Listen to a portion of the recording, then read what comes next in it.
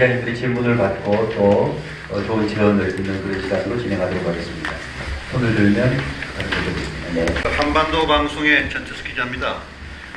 여기 주요 사업 계획에 보면은 그간의 한교총이 작년 저작년에 교회 기관연합 통합에 관한 사업이 굉장히 집중적으로 굉장히 거론되고 진행해 왔던 걸로 알고 있었는데 또 이번에 한기총이 또 새로운 또 대표회장도 뽑고 이러는 분위기입니다. 그래서 이 부분에 대해서 한교총이 그동안 여러 가지로 많이 검토하고 또 고심도 하고 이런 부분에 대해서 어떻게 펼쳐갈 것인지 사업계획이 없기 때문에 제가 질문을 드리는 겁니다. 지난 회기에서 계속 교계연합위원회는 존속을 하고 그대로 추진하도록 했습니다. 그래서 우리 한국교연합회장이 하나가 돼서 한 목소리를 내는 것이 바람직하다.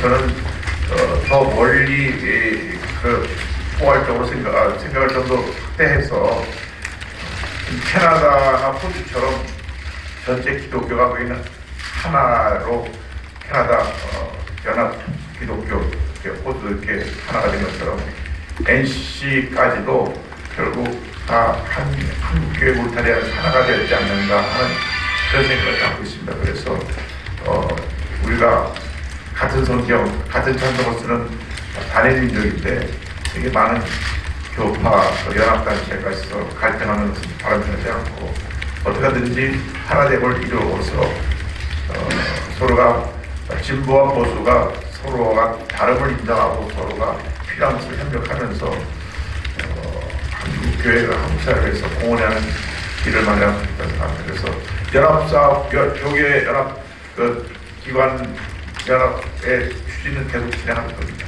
기독인뉴스의 김성수 기자인데 한교총 아까 설립의 기본 취지로 돌아가신다라고 대표회장님이 간략하게 얘기하시면서 한교총 설립의 정신을 따라서 교단 순번제로 가시고 지난 정기총회 때에도 많은 어려움이 있어서 1시간 넘게 총회 동안 계속 했었는데 그 후속 조치가 추가적으로 이루어지지 않은 걸로 알고 있습니다. 임시총회에서 정관 변경이나 여러 가지들이 있어야 되는데 지금 대표회장님께서 얘기하셨던 교단 순번제를 하려면 앞으로 넘어야 할 산이 많을 것 같고 한교총 설립 정신을 보면 이영 목사님이 옛날에 단체 설립하시기 전에도 한교총은 한기총과 한교연을 통합하기 위해서 우리는 만든 모임이다라고 얘기를 하셨던 기억이 있습니다. 그제로서 그래서 설립 정신은 돌아가는데 교단 순번제로 가려면 임시총회나 이런 부분에서 정관 개정이나 이런 부분이 있어야 되는데 그 다음에 총회 때 인선위원회 문제가 좀 논란이 됐었던 것처럼 그런 부분은 앞으로 어떻게 해결해 나갈 것인지 간략하게 답변해 주시면 좋을 것 같습니다. 워낙 지난 회기 때 정원 개정이 다 됐습니다. 정원이 다 됐고 사실 이번에 총회 때 취임만 받으면 되는데 조금 타임적으로 총회가 진행된 부분 때문에 진행이 안 됐는데 지난번에 이미 다 통과된 정관을 임시총회를 열어서 다시 취임만 받으면 다음 회기 때부터는 다시 원래 본폭으로 돌아갈 수 있다고 생각합니다. 원래 처음부터 한교총이 만들어질 때 이 연합기관의 대표가 누가 되느냐 그것 때문에 늘 갈등이 있었기 때문에 가분해서 순번제로 하도록 한 거거든요. 그래서 그 원칙대로 쭉 내려왔고 지난 회기 때 다시 그걸 재확인했는데 총회 때 인준만 못 받은 겁니다. 그래서 그 상황은 임시총회를 열어서 인준을 다시 받으면 그냥 원래 보폭대로 가야 생각합니다. 019 김성현 기자입니다. 튀르키예에서 지진이 발생해서 지금 굉장히 많은 사람들이 사상자가 늘어나고 있는데 혹시 늘 이제 한교군과 협력을 해야 되는 어떤 계획이 있으신지 궁금하고요. 하나만 더. 최근에 이제 예수상 건립 문제 관련해서 여러 논란이 있었고요. 그 관련해서 또 다른 그 연합기구 하나가 이제 협력을 해왔거든요. 그거 혹시 어떻게 보시는지 두 가지 있습니다. 일단은 튀르키예 지진 사건은 바로 엊그제 일어난 일이기 때문에 그것도 우리 한교총에서 워낙 이 재난대책위원이 있기 때문에 한교군과 협력해서 우리가 어떻게든지 재난 현장에 도움을 드릴 수 있는 그런 대책을 세우고 또 추진할 계획이고요. 예성 올림픽에 대해서는 저는 전혀 몰랐고 또 뉴스 보도를 통해 알았습니다. 그러니까 어떻게 기독교 이름을 빙자해서 들어오는 많은 그런 잘못된 그런 여러 가지 일들을 추진하는 것은 우리가 단호히 한교적 차원에서도 그런 것을 교회 정화 차원에서도 그런 일이 생겨나지 않도록 대책을 세웠다고 생각하고요. 또 한국 교회가 그러한 일에 휘둘리지 않도록 자체적으로 그런 대책을 세우는 것이 각 교단마다 세워서 그 대책을 세우는 중요하다고 생각합니다. 한교총에서도 그 문제에 대해서는 정치가 아직 의제가 안 올랐기 때문에 의논 안 했지만은 어떤 기독교의 이름이 이렇게 도용돼서 그런 잘못된 일을 가는 것을 철저하게 반대합니다. 그런 부분에 있어서 우리가 다음에 이번에 때 그런 내용을 다루어서 자체적으로 그런 대책을 세우고 기준을 세우는 방향으로 하도록 하겠습니다. 네, 대구시 최선 기자인데요. 여기 보시면 제일 핵심 사업으로 이제 저출산 노령화와 그 다음에 트라우마 센터를 이렇게 언급이 되어 있는데요. 저출산 노령화를 위해서 좀 구체적인 어떤 진행 계획이라든지 그 다음에 트라우마 센터 설립 시기라든지 어떤 진행 사항에 대해서 좀 설명해 주셨으면 좋겠습니다. 그 이제 대책위원회를 우리가 우선 한교총 내 대책위원회 양쪽부터 특별위원회를 구성을 해서 특별위원회에서 일을 추진하도록 하고 저출산 문제는 이제 한국교회 각 교단과 같이 컨설팅을 해서 어떻게 우선 교회에서부터 저출산 해결을 위한 캠페인과 실질적인 도움을 줄 수 있는 대책이 무엇인가를 연구를 해서 시행할까 생각합니다. 물론 이것은 정부의 정책이 먼저 앞방에 서 있어야 거기다가 우리가 같이 보조를 맞춰서 갈 수 있는데 일단 우리가 앞서서라도 저출산 문제를 해결하기 위한 여러 가지 일들을 펼쳐나가면 좋겠다고 생각합니다.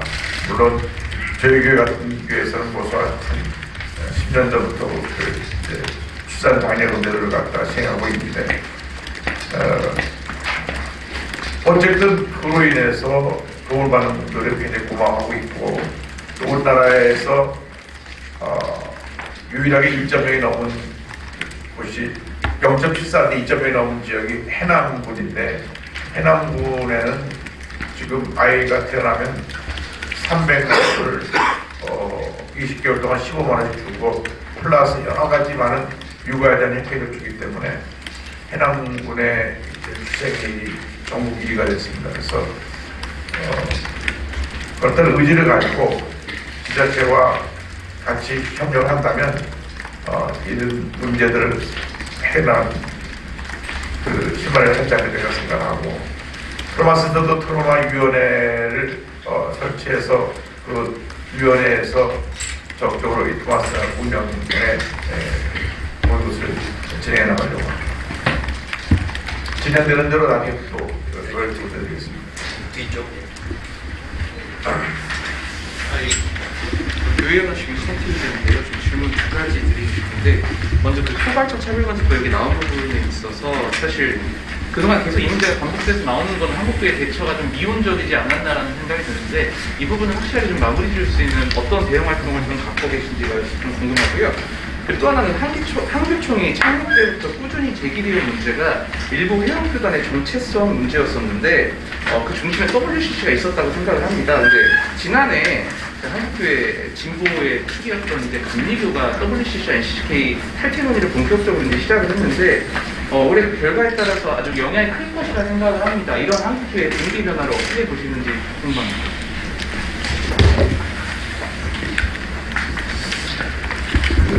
차별금지법에 대한 근본적인 내용은 이렇습니다. 우리나라의 인권을 보장하는 이미 23가지의 법이 제정되어 있습니다. 그 23가지 법에 모든 것이 다 커버가 되어 있어서 성별로나 또 어떤 분의 지위라든지 장애를 가졌든지 안 가졌든지 모든 면에 있어서 똑같이 인권이 존중된다고 되어 있는데 차별금지법은 특별히 성소수자들의 권리만을 극대화해서 그것이 침해받을 때 피해를 준 사람들에게 가해자들에게 징벌적인 요소가 들어갈 수 있는 그런 역차별법이기 때문에 그들이 반대하는 겁니다. 그러니까 이미 기존 법으로 다 돼 있는데 본인들이 굳이 차별되고 있다고 하는 말을 해서 차별금지법을 만들어 놓은 걸로 말미암아 다수가 역차별을 받는 그런 법은 우리 시대 사회에 맞지 않는데 여러 가지 노력을 통해서 우리 기독교가 앞서서 왔습니다. 그에도 불구하고 그분들이 집요하게 계속 여러 가지 다른 내용의 모습을 갖고 또 시도하고 시도해서 지금까지 차별금지법의 갈등이 계속된다고 생각합니다. 아마 이것은 앞으로 10년, 20년 계속될 겁니다.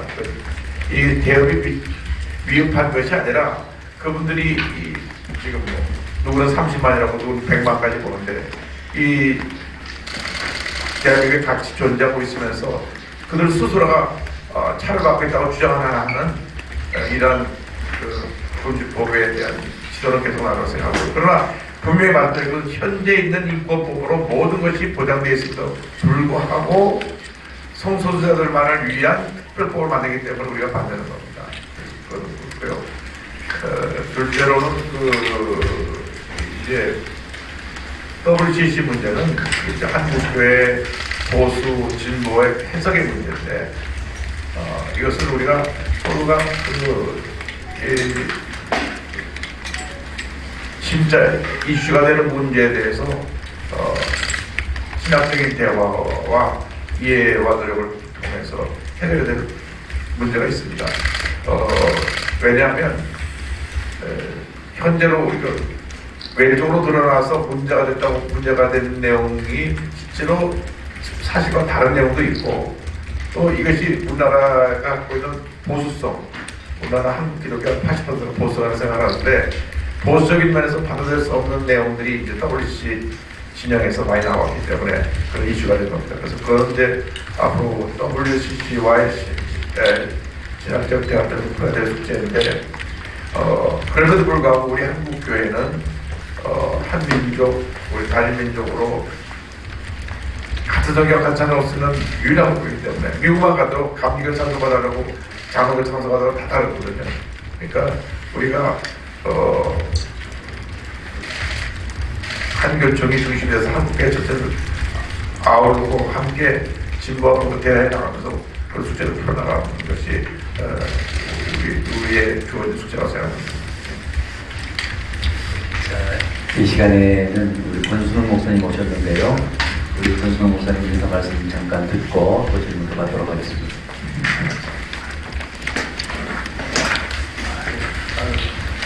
좀 늦게 와서 대단히 죄송합니다. 오늘 그 경부고속도로 상행선이 얼마나 막히는지 오늘 정체가 많이 되었습니다. 우리 한국기독교계가 2023년도를 맞이해서 많은 지금 도전을 받고 있다고 보여집니다. 사회적 상황도 그렇고 국가적 환경도 그렇습니다. 이러한 가운데 우리 한국기독교 총연합회에서는 우리 교회가 이 세상에 선지자적인 사명을 감당하고 제사장적으로 치유와 회복을 우리가 섬기며 또 왕적 진리를 우리가 선포해서 이 세상에 빛과 소금으로서의 역할을 잘 수행하고 섬겨야 된다고 보여집니다. 그런 가운데 우리 한국기독교회가 연합해서 한교총으로서 우리가 비전을 제시하고 또 믿음으로 이 일을 잘 실행해야 된다고 보여집니다.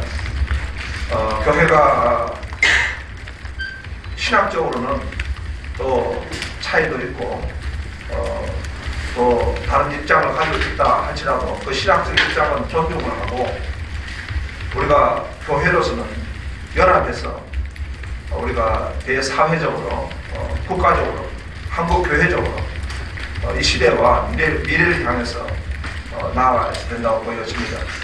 이를 위해서 우리가 최선을 다해서 섬기겠습니다. 감사합니다. 자, 이어서 계시는 목사님. 서울신문 지용일 목사입니다. 아까 예수 상징제에 대해서 대장님께서 말씀을 하신 것처럼 한국교회는 이런 문제에 대해서 가이드라인을 이렇게 설정해서 뭐 그런 시도나 그런 이상한 단체들이 만들어지는 것 자체를 우리가 못 해갈 수는 없지만은 그거에 대해서 신학적으로, 신앙적으로 다르지 않다, 잘못됐다 이런 부분에 대해서 가이드라인을 설정해 주는 것은 한국교회를 매우 중요한 일이라고 생각합니다. 그런 차원에서 얼마 전에 한기총에서 정광훈 목사에 대해서 이단 지정을 하려고 하다가 이제 중지된 상황인데요. 제가 볼 때는 정광훈 목사의 경우에 그 망발이라든지 신학적으로 너무나 많은 실수라고 하기에는 너무나 우리가 이해할 수 있는 너무나 신학적으로나 문제가 되는 부분들이 많이 있는데 한국교회가 굉장히 많이 이런 부분에 휩쓸려가고 있거든요. 사실 저도 우리 총회장님 계시지만 우리 총회 이대위에 그런 질의를 했었습니다. 정광훈 목사의 어떤 이단성에 대해서 우리가 어떤 조치를 해야 되지 않느냐. 그랬더니 하시는 말씀이 그러더라고요. 우리 교단 관련 인사들이 그 정광훈 쪽에 너무 관련된 사람이 많기 때문에 우리가 함부로 이렇게 했다가는 큰 혼란이 생길 수 있다 이런 말을 하더라고요. 지금 그 말은 한국교회의 정광훈의 그런 잘못된 주장이나 사상이나 선동이 굉장히 많이 퍼져 있고 잘못이라고 하는 그런 부분에 대해서도 오히려 옹호하고 비호하는 것이 많이 있거든요. 제가 볼 때는 이런 일이 더 진행된다면 한국교회가 완전히 이렇게 그 정광훈의 그 거대한 광풍에 휘말리게 되지 않을까 생각되고 그것은 한국교회의 큰 위기라고 생각합니다. 한교총이 이런 부분에 대해서 가이드라인을 좀 제시해 주셔야 되지 않나 그런 생각이 있는데 말씀 좀 해주시죠.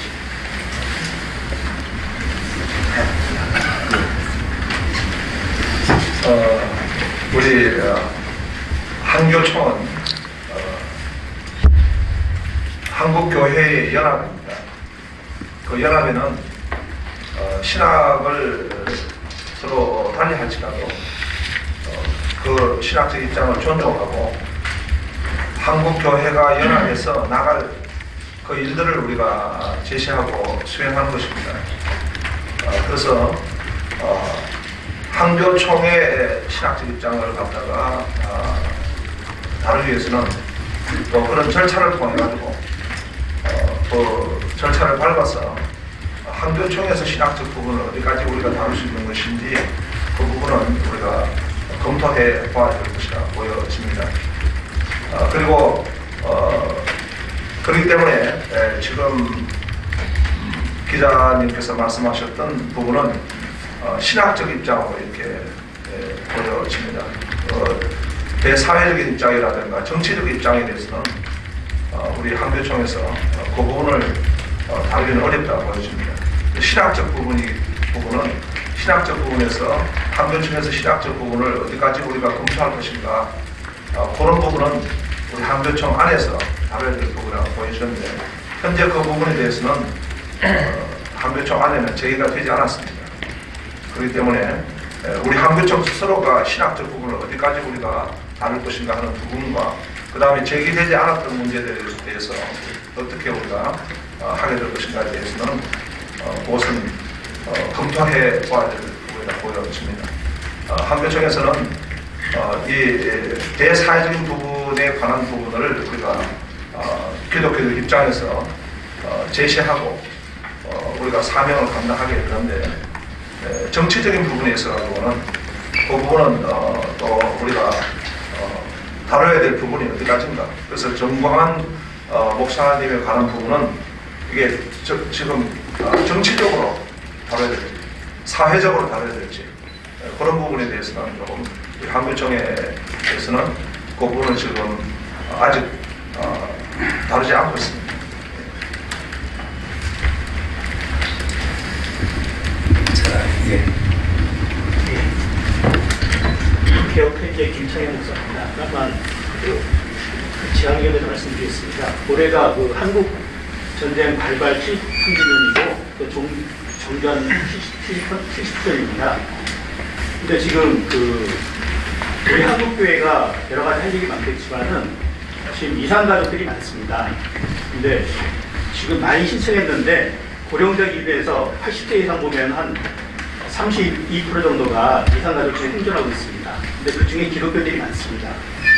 우리 한국교회가 지금 한교체육회를 나서갖고 좀 이 문제를 좀 하셔갖고 기독교 입장에서 아니면 인도주의 입장에서 고령자들만 아니라 특별히 우리 기독교인 저는 한교총이니까 기독교인 중에서도 이야기는 고령자 중심에서 이산가족이 빨리 만날 수 있도록 생존할 때 만날 수 있도록 좀 이렇게 적극적으로 한국교회 입장에 힘냈으면 좋겠습니다. 한번 이렇게 우리 한교총이 너무 지금 보니까 남북 문제가 너무 한쪽으로 쏠려 있는 것 같습니다. 근데 좀 그런 부분 열린 마음으로 좀 접근했으면 좋겠습니다. 이렇게 말씀드리겠습니다. 재현의 말씀으로 듣도록 하겠습니다. 예. 유골뉴스 송장입니다. 이영 목사님께서 아까 그 정관 개정 부분을 말씀하셨잖아요. 대표회장 관련해서 상정이 돼 있고 임시총회만 열면 된다라고 하셨잖아요. 근데 그 정관 개정되는 게 설립 정신에 맞게 3인 공동대표 체제로 들어가는 걸로 정관 개정안이 올라간 걸로 알고 있습니다. 네. 예, 근데 그러면은 설립 정신에 맞는다라는 것 자체가 3인 공동대표 체제가 맞으면 기존에 뭐 1인 그 대표회장 체제 했을 때 그게 설립 정신에 맞지 않는 체제라고 할 수 있다, 그렇게 해석할 수 있다는 것도 나올 수 있고, 그리고 이번 정기총회에서 굉장히 시끄럽지 않았습니까? 모 구단에서 이제 자기 차례다라고 주장을 하면서 했는데, 그러면 또다시 3인 공동대표 체제로 돌리는 거 관련해가지고 또 다시 한번 말썽이 일어날 것 같습니다. 그거 관련해가지고 대표회장 지금 현 체제 유지하는 게 과연 나쁜 것인지 한번 말씀을 해주시면 좋을 것 같고요. 그리고 아까 이영 목사님께서 NCC도 함께하는 연합을 말씀을 하셨는데 그와 관련해서 권순욱 목사님은 어떤 생각인지 듣고 싶습니다. 아까 못 들으셨는데 우리가 대화 대상에는 NC도 들어갈 수 있다고 말씀했는데 이제 그것에 대해서 지금 말씀드리고요. 이랬습니다. 지금 원래 처음 창립해서 정관을 만들었을 때 3인 대표, 공동대표 제도를 만들면서 이사장제도를 만들어서 이사장이 사실 모든 공식 행사에는 대표성을 갖고 나가기로 했습니다. 그러니까 1인 대표라고 하면은 이사장에게 권한을 준 것인데 그것이 지난번 정관 때 1인 대표, 2인 공동대표로 용어가 바뀌었습니다. 그래서 지난번 회의 때 다시 그 용어를 처음 용어로 다시 바꿔서 3인 공동대표 체제에 1인 이사장이 대표성을 가진다. 고로 가는 거기 때문에 이해의 문제지. 그것은 제가 보기에는 대표성으로 갖고 있느냐. 그래서 무슨 공식행사에서는 이사장이 참석한다. 그리고 1인 대표가 되는 거거든요. 그리고 모든 회의는 3인이 공동적으로 의견을 합의해서 진행한다. 지금도 마찬가지입니다. 지금 옆에 두 분 대표장 모시고 있지만 같이 셋이서 완전히 100% 동의된 상태에서 뭔가 진행되기 때문에 그건 아무 문제가 안 돼. 지난번에 조금 누가 2인 대표하는 그 문제 자체가 원래 이 법을 제대로 이해하지 못했다고 보는 문제가 있습니다. 그럼 바꿀 필요가 없지 않나요? 같은 개념이나요? 같은 개념인데 이제 그걸 해석하기 나름인데요. 이사장이 결국 대표성을 갖고 있다고 말씀드립니다. 그래서 잠깐 우리 같이 경험 개념 검토해 보겠습니다. 자, 계속 주고받고 논의할 내용은 아닌 것 같고요. 한교총의 기본 정신이라고 얘기할 때 첫째가 교단 중심이고요. 그래서 회원 교단이 교단으로만 되어 있습니다. 두 번째가 현직 총회장 중심입니다. 현직 총회장님들, 교단장님들이 대표성을 갖고 활동하신다. 세 번째가 공동 리더십입니다. 아마 이 세 가지 정도가 한교총 설립에서 정신이 아니었는가. 또 이제 정관에 나와 있는 그런 정신이라고 생각이 듭니다. 우리 오래되지 않은 기자님들 같은 경우 이 내용을 이해를 위해서 잠깐 설명을 드렸습니다. 혹시 다른 질문이 있으면 유 기자님. 한 분만 유 기자님 설명. 유 기자님 말씀 듣고 한 분만 더 받도록 하겠습니다. 지금 나눠주신 책임문 보면요, 여러 가지 사업이 많이 있는데 이 사업을 다 할 수 있는 전문가 영역이 필요하거든요. 근데 이제 인원은 한정돼 있고 시간도 한정돼 있는데 이영훈 목사님하고 지금 공동 대표 체대에서 1년 동안에 중점적으로 어떤 걸 중점적으로 하실지, 그 다음에 이걸 성과를 냈을 때 어떤 기대 효과가 날지 그걸 좀 설명해 주세요. 우리 한교총 사업은 계속 이렇게 다음 회기로 계속 이관되는 사업이 많습니다. 그러니까 산불 집 짓기만 해도 지난번에 시작돼서 이번에 종료된 것도 마찬가지고, 그래서 이번에도 여기 있는 내용들이 우리가 진행돼가면서 중요한 것들을 우리가 중점적으로 진행하지만 이번 게 끝나는 것이 아니라 그래서 다음 회기로 계속 그것이 이어져 나간다는 것을 말씀드리고요. 뭐 기독교 문화유산이라든지 뭐 이런 것들은 계속 이제 다음 회기로 계속 캐리온되는 거기 때문에 지금 현재 사업 많지만 우리가 다 하는 게 아니라 지금까지 내려온 사업이 또 대부분이고 또 그 다음 단계로 연결될 것이라 말씀드리고요. 아까 말씀 5번에 그 위원회를 새로 만든 게 된 것은 올해가 우리가 좀 이번에 좀 신경을 더 쓰려고 하는 그런 내용입니다. 저출산 고령화하고 이제 트라우마센터 두 위원회는 새로 구성해서 진행될 것입니다. 자, 시간이 좀 되는데 이 정도 하실까요? 또 한 분 더 질문 받도록 했는데, 네, 말씀하시겠어요? 기독교 한국신문의 유종환 기자인데요.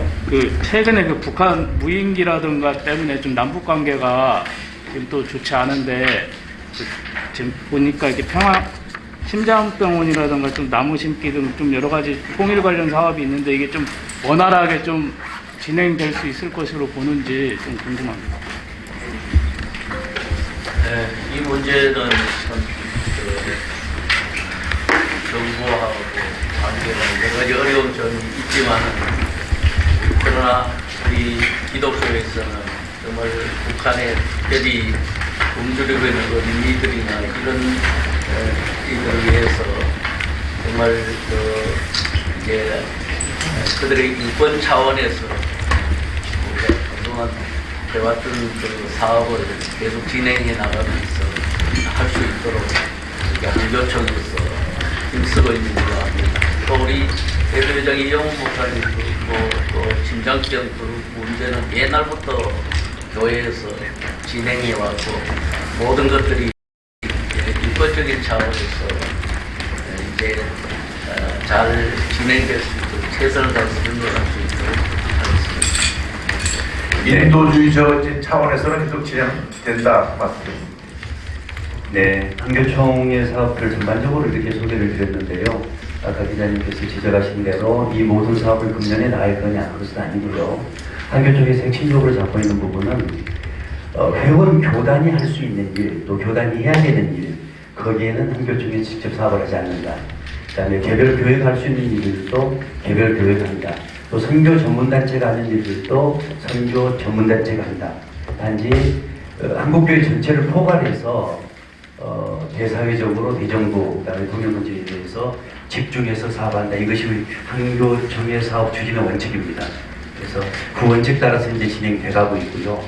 또 이제 특별히 대북 문제, 북한 문제 같은 경우는 국제 정치, 그다음에 남북 문제, 동북아 문제 여러 가지가 겹쳐 있기 때문에 한교총이나 다른 어떤 단체가 독자적으로 움직일 수 있는 상황이 아닙니다. 그래서 그 안에서 틈을 찾아서 우리가 할 수 있는 일을 한다, 이런 입장입니다. 이런 부분에 지혜해 주시고 계속해서 대화하면서 좋은 아이디어들, 좋은 생각들을 많이 주시면 최선을 다해서 봉사하도록 그렇게 하겠습니다. 광고사항 말씀드리겠습니다. 아까 전에요. 저 송 기자님이 내 이름을 거명해가지고 질문했는데 난 송 기자님이 나간 줄 알았어. 그러니까 저 뒤에 앉아있는. 그 질문에 대해서 잠깐 이야기 되겠습니까?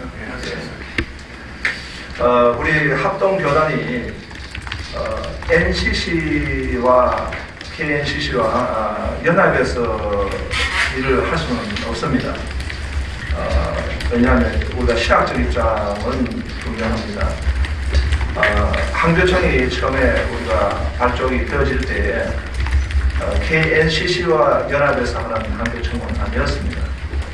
그래서 우리는 한국교회 연합으로 신학적 입장은 분명히 하지만 그러나 또 한국교회가 연합해서 대사회적으로 대국가적으로 또 한국교회의 유익을 위해서 우리가 일을 해야 합니다.